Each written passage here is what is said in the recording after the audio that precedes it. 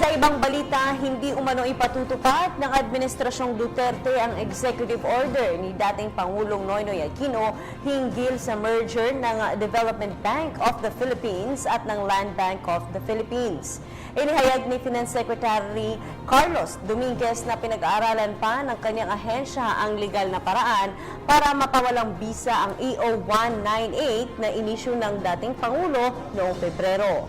Paliwanag ni Dominguez, hindi may isa sa katuparan ang merger ng DBP at ng Land Bank sa pamamagitan ng isang simpleng executive order.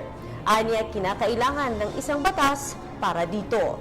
Dagdag pa ng kalihim na may magkaibang mandato ang dalawang bangko na pagmamayari ng gobyerno. Itinayo ang Land Bank para sa mga magsasaka habang para sa industriya naman ang DBP, kaya posible umanong maapektuhan ang serbisyo publiko ng dalawang bangko kapag pinag-isa na lamang ang mga ito. Ako po si Cathy San Gabriel. Subscribe na sa PTV YouTube channel. I-click lang po ang subscribe button.